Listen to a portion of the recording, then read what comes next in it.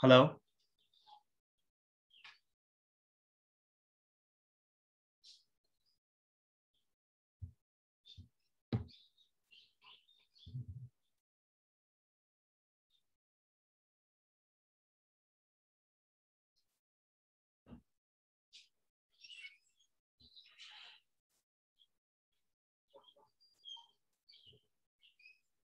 Hello. Yes sir.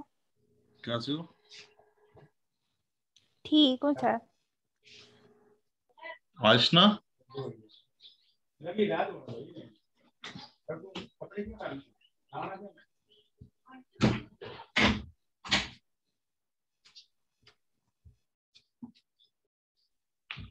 Hello. Yes sir. क्या हो गया? आप लोग क्लास से क्यों नहीं लगा रहे हो? लास्ट लास्ट टॉपिक रह गया सारों पे।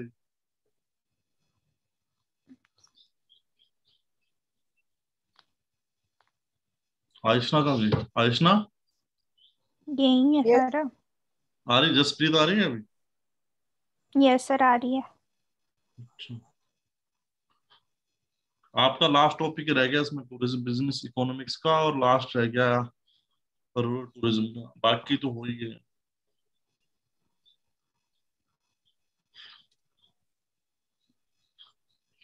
रूरल टूरिज्म की कुछ केस स्टडीज हैं, तो मैं आपको वीडियो भेज दूंगा उसकी।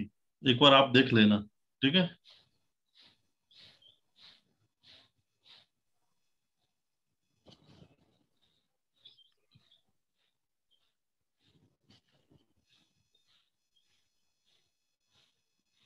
Hello. Yes sir. Rural tourism की कुछ वीडियो भेज दूंगा ना मैं, केस स्टडीज की। तो आप एक बार उनको देख लेना। ठीक है। और एक टॉपिक बचा उसका, वो आज पढ़ा दूंगा। बाकी सिलेबस आपका हो ही गया। एडवेंचर का तो हो ही गया है।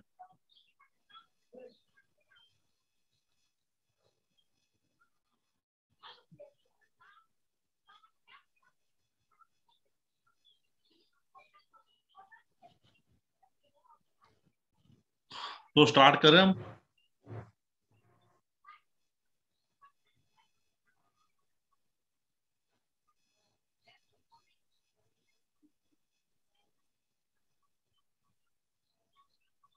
आयुष्ना, पल्लवी, यस सर।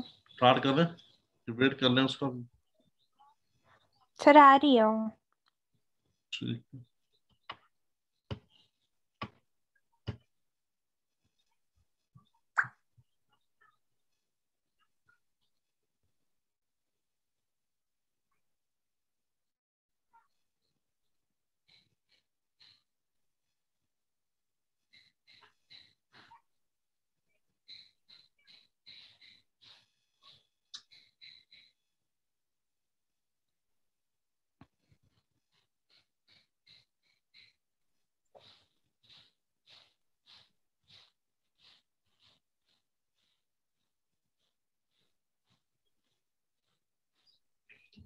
तो स्टार्ट करते हैं। आ जाएगी वो, है ना, जसप्रीत?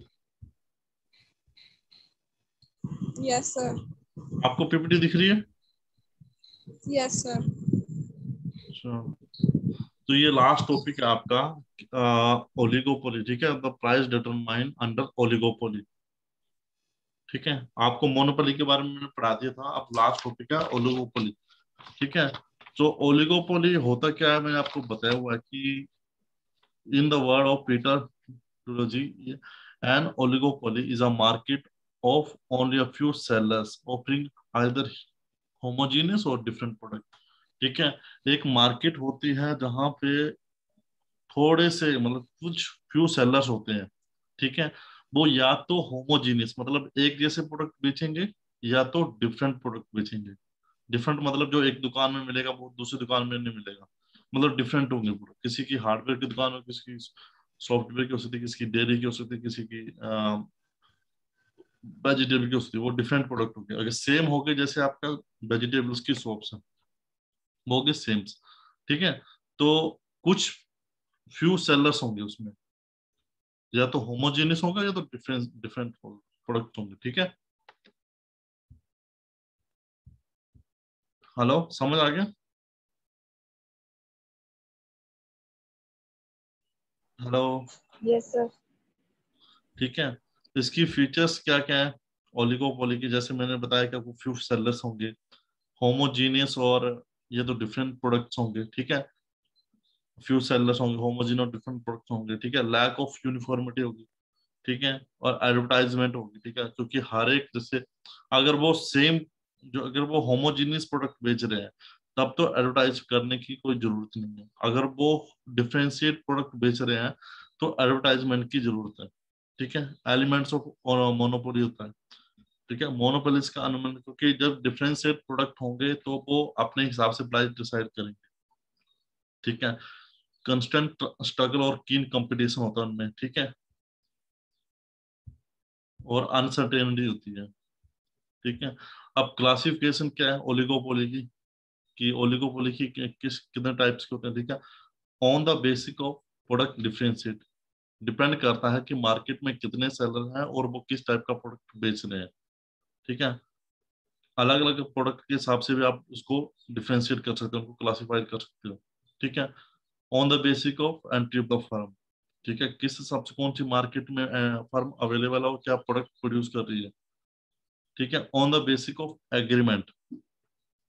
अब एग्रीमेंट पता क्या होता है इसमें, जैसे मैंने आपको बोला कि इसमें फ्यू सेलर्स होते हैं मार्केट में, ओके, तो वो आपस में कोलैबोरेट कर लेते हैं, ठीक है, आपस में एक एग्रीमेंट डिसाइड कर लेते हैं कि हम एक प्राइस डिसाइड कर लेंगे इन केस ऑफ होमोजेनियस, ठीक है, एक प्राइस डिसाइड कर लेंगे, उस हिसाब से सारे ही जो भी सेलर्स होंगे उस रेट पे चीजों को बेचेंगे, ठीक है, एग्रीमेंट करते हैं, ठीक है, on the basic of price leadership.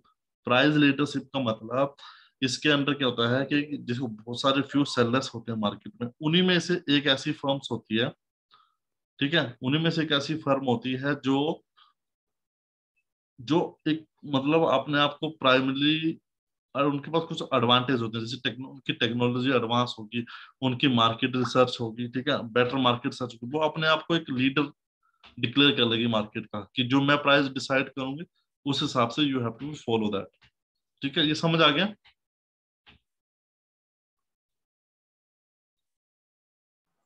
Yes, sir. समझ आ गया? प्राइस डिफरेंशिएट क्या है, एंटी ऑफ द फर्म क्या, एग्रीमेंट क्या? एग्रीमेंट मींस जिसमें जो फ्यू सेलर्स हैं जो homogeneous product sorry differentiate product बेचते हैं, वो आपस में एक एग्रीमेंट कर लेते हैं, सब मिल जाते हैं कि हमने ये प्राइस फिक्स कर लिया, इसी पे सारे रेट बेचेंगे। और लीडरशिप का क्या, जिसमें से कुछ फ्यू सेलर्स होंगे, उन्हीं में से एक फर्म, ठीक है, एक फर्म प्रोमिनेंट होगी जिसके पास बहुत सा, या तो वो साइज में बड़ी हो सकती है, या तो उसके पास बेटर टेक्नोलॉजी है या बेटर रिसर्च है, उसने मार्केट रिसर्च अच्छे से की हुई है, वो अपने आप को प्रोमिनेंट एक बड़ा एक मतलब की फर्म होगी, वो डिसाइड करेगी, उसके हिसाब से अदर्स को फॉलो करना पड़ेगा, ठीक है। अब बता price determine under oligopoly, price कैसे डिटरमाइन करोगी अंडर ओलिगोपोली, ठीक है, इसके अंदर हम तीन इसके पैरामीटर उस हिसाब से हम कर सकते हैं, मतलब तीन ये हैं, जैसे इंडिपेंडेंट प्राइसिंग होता है, कोलिस्टिव प्राइसिंग होता है, प्राइस लीडरशिप होता है, ठीक है, तो टर्न बाय टर्न इसमें कुछ मॉडल्स हैं जिसको हम डिसाइड करेंगे, हम बताएंगे। वेट, ये पीपीटी गलत था थोड़ी।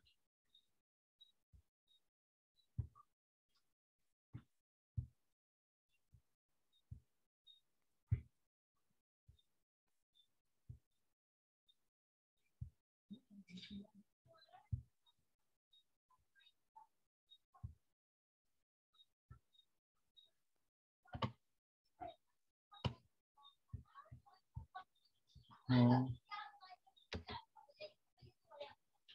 ठीक है, ये पढ़ रहे थे हम, ठीक है, ये कुछ मॉडल्स हैं, ठीक है, जो मॉडल्स हैं जिन्होंने ओलिगोपोली को कैसे कंसीडर करा हुआ उस हिसाब से डिसाइड किया, ठीक है, एक पहला मॉडल है आपका ओल्ड क्लासिकल मॉडल है, ठीक है, there are only two seller of the product and they exist duopoly, ठीक है, जब मार्केट में टोटल दो फर्म्स होंगी, ठीक है, तो उनको ड्यूलोपोली बोलते हैं, ठीक है, दो सेलर्स होंगे तो उसको ड्यूलोपोली बोलते हैं। Following on the three classical उनकी अप्रोचेस हैं, ठीक है, जो ओलिगोपोली और ड्यूलोपोली की types, following are the three classical models of the duopoly types of oligopoly, ठीक है, एक है कार्नेट का, एक है बेटन का और एक है एजवर्थ का। ठीक है, तो हम इसका स्टडी करते हैं। ठीक है, अब कार्नेट का क्या है, कार्नेट एक फ्रेंच इकोनॉमिस्ट है। ठीक है, was the first of develop, इन्होंने सबसे पहले ये मॉडल डेवलप करा था ड्यूरोपोली का इन 1838 में। ठीक है, इनके हिसाब से क्या है, देखो दो टू फर्म्स होती हैं जो होमोजीनियस प्रोडक्ट सेल करते हैं। देखो east firm owing and artisan mineral water. ठीक है, दो फर्में हैं जो सेम प्रोडक्ट बेचती हैं। ठीक है, हेलो, समझ आ रहा है आपको? Hello आयशना। Yes, sir. Yes, sir. हाँ, कार्नेट मॉडल के हिसाब से क्या है, इनका क्या हिसाब से कि duopoly, duopoly means two firms, only two firm sells the product. ठीक है, होमोजीनियस प्रोडक्ट सेल करते हैं, अलग अलग नहीं है। और होमोजीनियस मतलब दोनों ही मिनरल वाटर का बिजनेस करते हैं। ठीक है, अब इनका मेन मोटिव क्या है, इन्होंने डिसाइड करा कि मतलब when the two firms competition, when they have homogeneous product.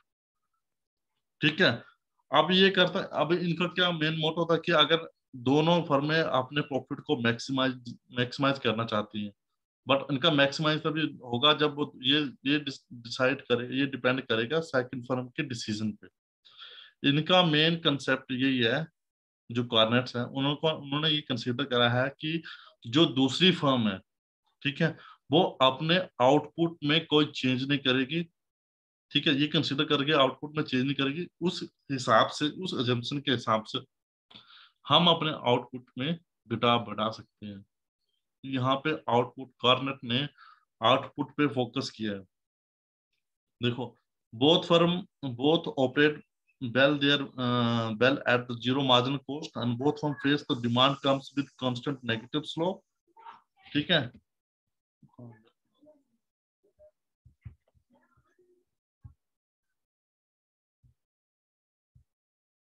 ठीक है, each seller's act assumption that the competitor will not react on his decision to change his output price।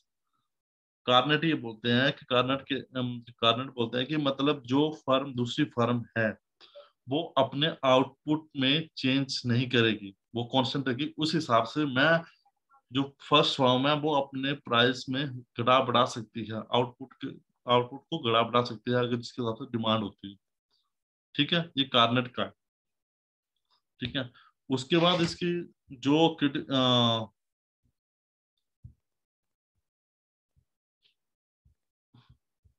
ये समझ आएगा कार्नेट मॉडल क्या है।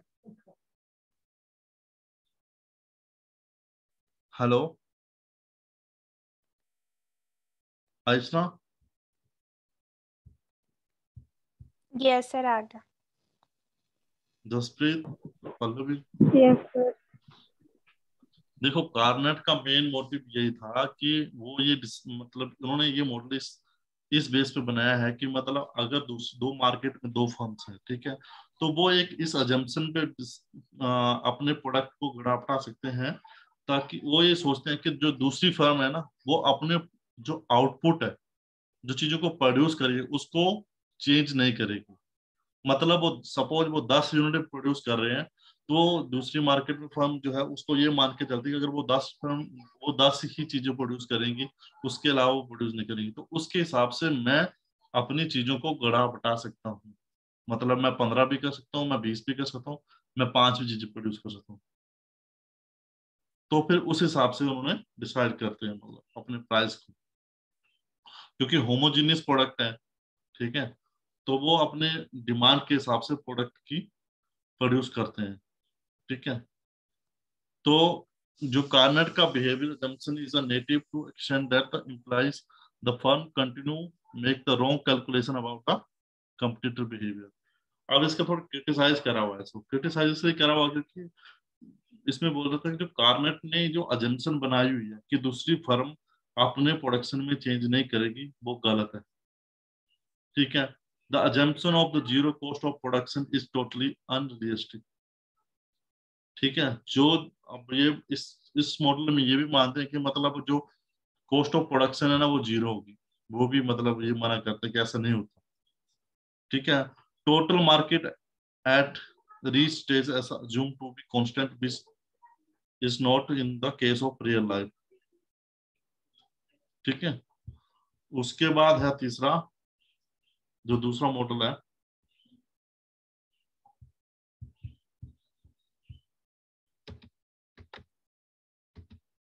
ये है तीसरा मॉडल आपका, ये रहा,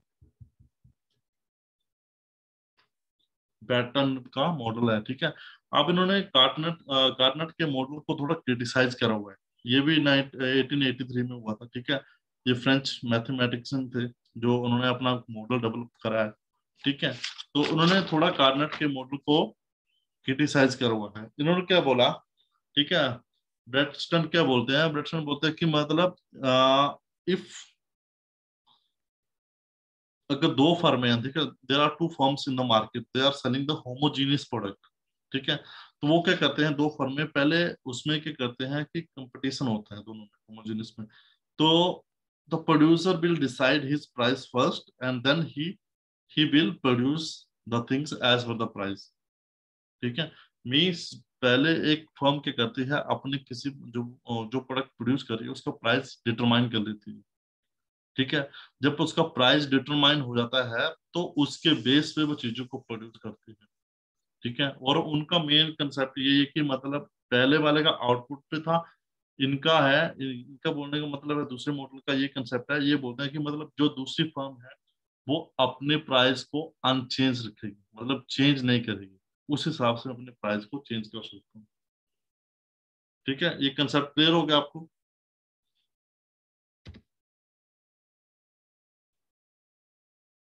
Yes, sir. ठीक है, assumption क्या है इसमें, there are two competitive market firms हैं। ठीक है, each firms are perfectly aware of the demand curves। ठीक है, each firm aims profit maximization of its profit। ठीक है, each firm act on the assumption of that the rival will not change the price। ठीक है, तो competitor है, वो price को चेंज नहीं करेगा, उस हिसाब से वो अपने प्राइस को डिटरमाइन करते हैं। कार्नेट बोलते थे कि वो प्रोडक्शन में चेंज नहीं करेंगे तो उस हिसाब से चीजों को प्रोड्यूस करेंगे। ठीक है, ये इनका बोलने का मतलब ये है कि अगर दूसरी फर्म जो है वो चीजों प्राइस नहीं चेंज करेगी तो उस हिसाब से हम प्राइस को चेंज करेंगे। ठीक है, अब तीसरा मॉडल है आपका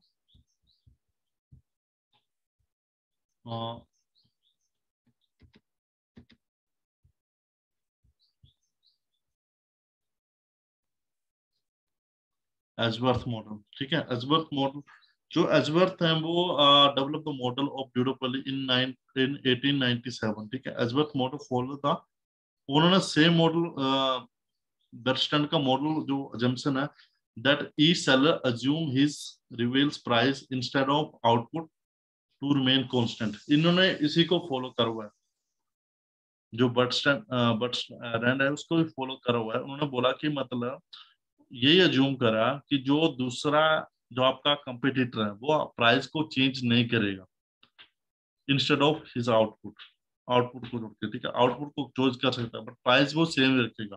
ठीक है, to remain constant, there will be indeterminate tracked through the index of the value,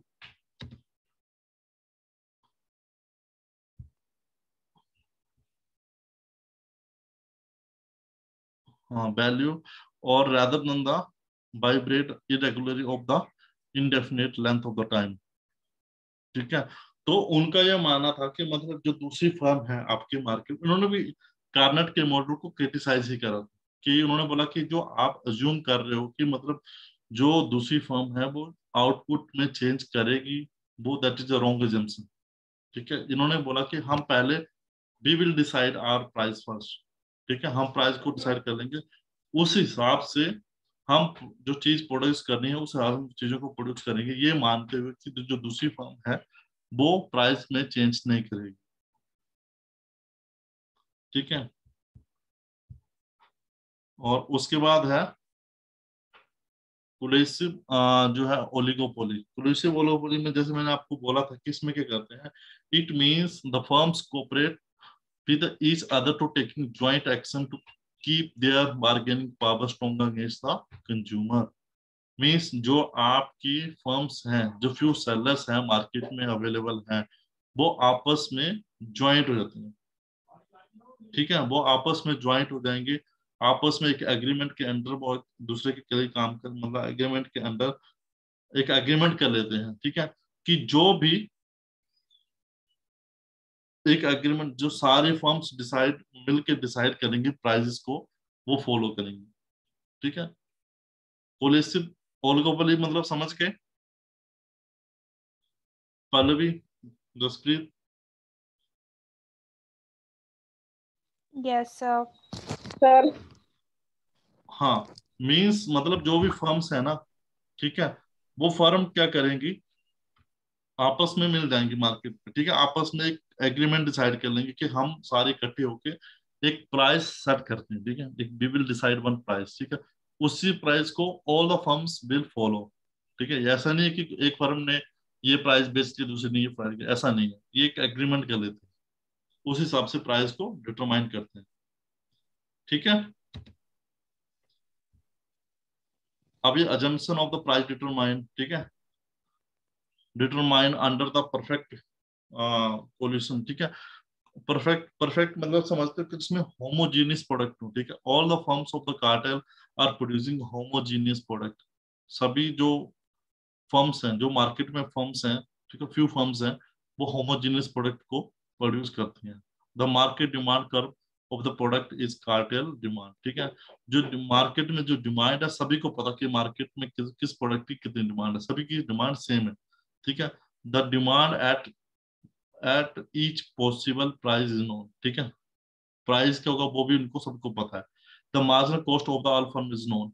सभी को जब पता कि उनको जो उनकी कॉस्ट ऑफ प्रोडक्शन क्या है, कॉस्ट ऑफ उनकी टोटल रेवेन्यू क्या है, तो उनके मार्जिनल कॉस्ट को भी पता है सब। ठीक है, there are three firms A B C in the list. मान लो कोई भी थ्री फर्म्स हैं।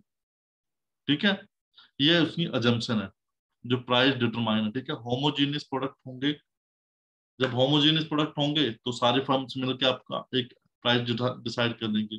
तो उनको पता कि मार्केट में डिमांड कितनी है, हमारा प्राइस कितना है, हमारी मार्जिन कॉस्ट कितनी है, ये सब उनको पता रहता है।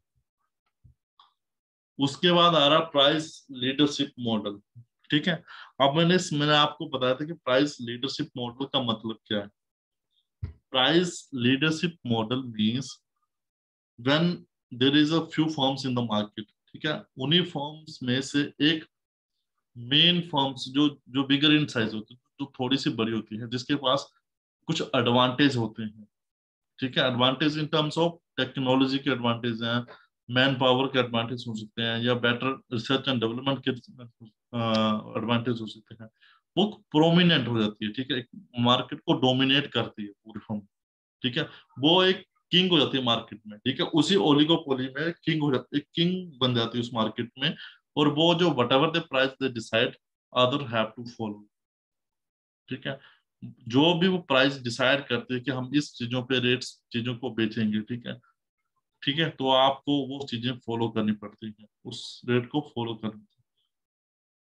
ठीक है, आप उसको मना नहीं कर सकते क्योंकि उसमें लीडरशिप है। ठीक है, तो देखो strategy of the price leadership क्या होता है। The price leadership will not change the frequently, वो चेंज नहीं करते हैं। The price leadership communicate the future change in the price in the whole industry. The price leader communicate, ठीक है, the future में कोई चेंज होता है, वो लीडर वो इंडस्ट्री को बता देते हैं कि ये प्राइस हो गया। The price leader does not necessarily choose the price which maximize the short run profit for the industry. ठीक है, तो ये थे प्राइस लीडर में। एक आपको मैंने बता दिया मैंने कि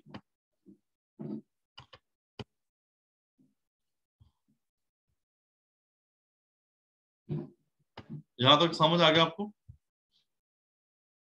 ये थे price determine under the oligopoly. ठीक है, इंडिपेंडेंट क्या होता है, जिसमें मैं आपके मॉडल को डिसाइड कर लिया। कोलेसिव मॉडल्स के होते हैं, प्राइस लीडरशिप के होते हैं। ये सब समझ आ गया।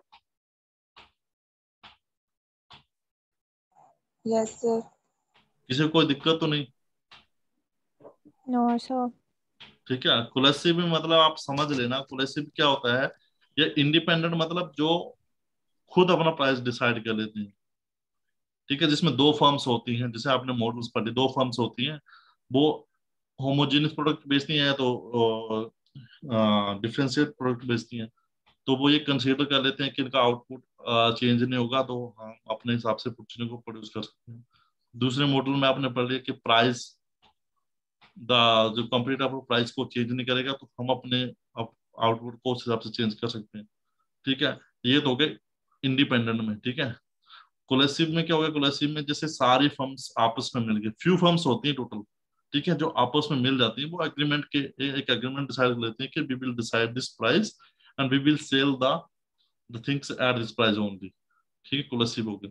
और प्राइस लीडरशिप क्या होगा, there is only one firm. ठीक है, बहुत सारे सेलर्स होते हैं मार्केट में, few sellers in the market, उन्हीं में से एक एक फर्म्स होती है जो सपोज करें कि वो बिगर इन द बिगर साइज होती है। ठीक है, जब उसके बाद टेक्नोलॉजिकल एडवांटेज है, उसके रिसर्च एंड डेवलपमेंट के एडवांटेज है, वो प्रोमिनेंट हो जाती है। ठीक है, वो मार्केट को डोमिनेट करती है, वो अदर फर्म्स को बोलती है कि जो price we will decide you have to follow.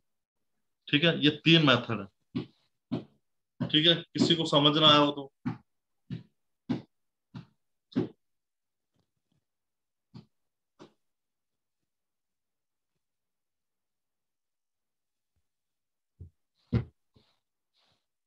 Jasprit, Pallavi, आयशना, yes sir. किसी को यस समझ ना सर। आया हो तो। नहीं सर। सर आ गया।